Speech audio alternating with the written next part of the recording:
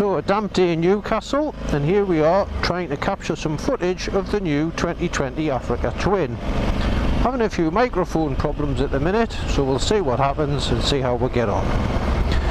So, like I said, new 2020 Africa Twin. This is the big tank version, or the Adventure Sports. We've nicknamed them the big tank.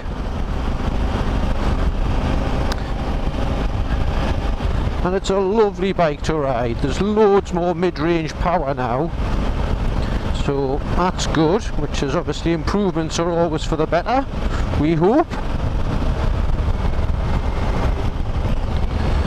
And one of the main improvements they've sorted out, obviously the previous Africa Twin had lukewarm hot grips.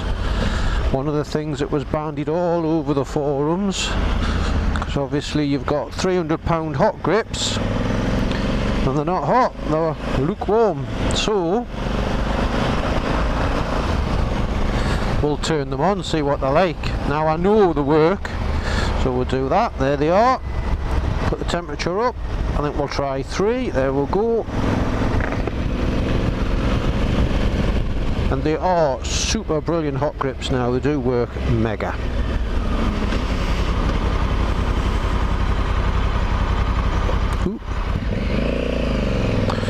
So yeah, that's how easy it is to do stuff.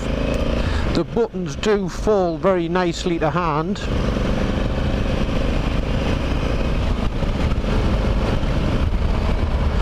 Mind you, the rain falls nicely too at the minute.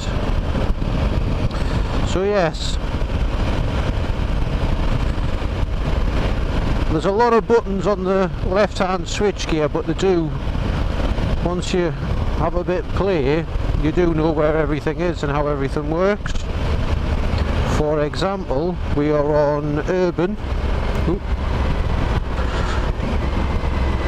We are on urban. I'm going to overtake this car, and I think I'll change the mode I'm in.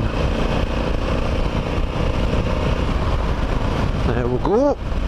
So when you throttle off, so the throttle's on a constant, I've flicked up so it should change. There we go, off-road, but I've throttled off so it changes. So you can flick between your user modes without any hassle. Obviously the touch screen doesn't work when the bike is moving. It has to be stopped for that. Right then, so I think the next button will push once we get round this roundabout.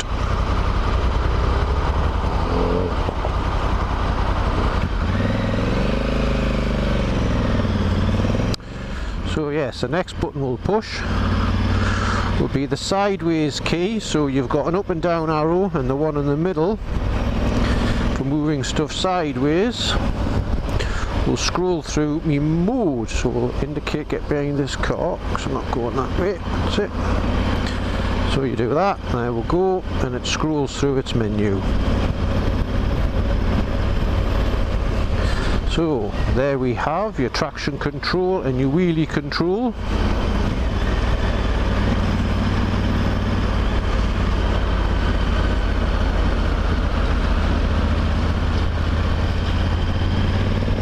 Now you can alter the traction control because we've picked the traction control to be the favourite button. So 4, 3, 2, 1. So there's your traction control going down as I press the favourite button. And back onto full traction. Well, it is wet, we may as well have full traction. Why is that car going so slow up here?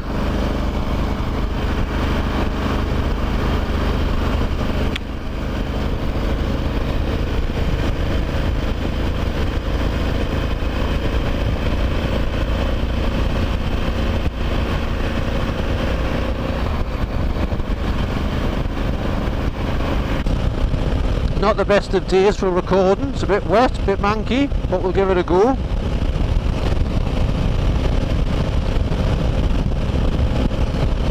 So the new bike Comes with heated grips which work absolutely awesome.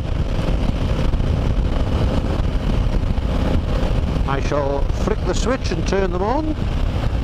There you go, so that's how you view your temperature, and then use the other switch on the other side. And then if you press it again, hot grips, auto lights there. And then you've got the volume for your intercom when you have your Bluetooth all wired up for your Apple CarPlay.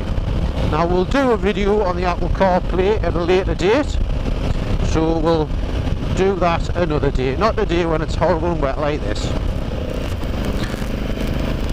We'll slow down a bit, let this car get away. So as I was saying, the big thing with this new bike is this bit here.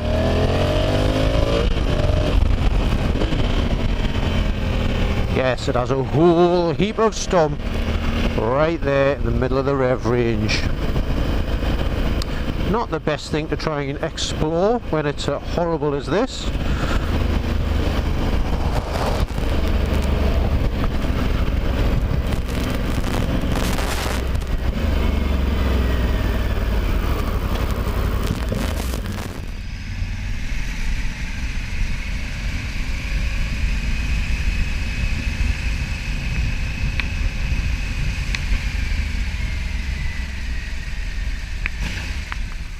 Now for a little walk around video. So here we have the new 2020 AfricaTwin.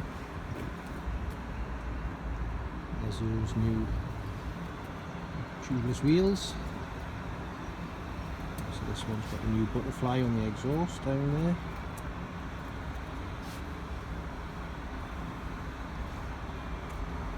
New bigger adjustable screen. And it looks the business.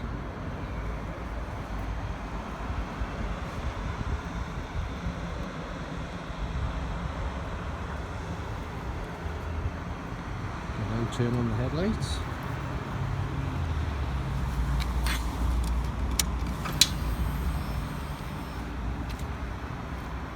That's the new daytime running lights.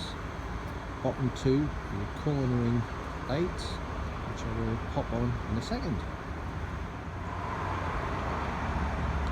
There we go, that's the cornering light on. It's in your service mode. You can turn it on to check that it's working. Put the indicator on and send it to this side. Like I say, this is just a test, you can't make it work like this on the road. Let's see what it looks like with its cornering light on.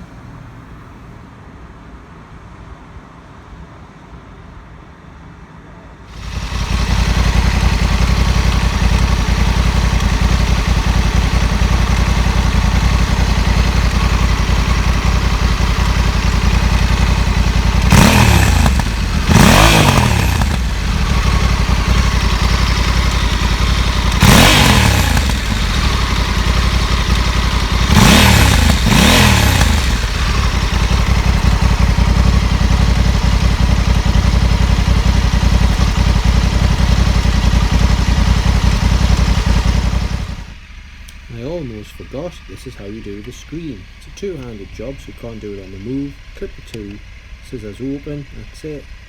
Clip them open again, and I push it down to lock it. Push it down, you feel it lock in, makes a nice solid click.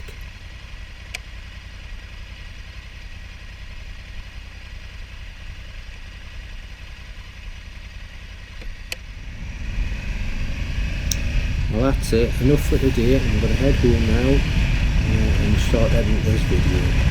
Even on the way home, for all this time of playing with the buttons, I still kind of held myself and start messing around with them again. And I'll soon see, there we go. If you watch the screen of the bike, you'll see the buttons start working on the dash. Couldn't help it, been playing all day and still playing with it.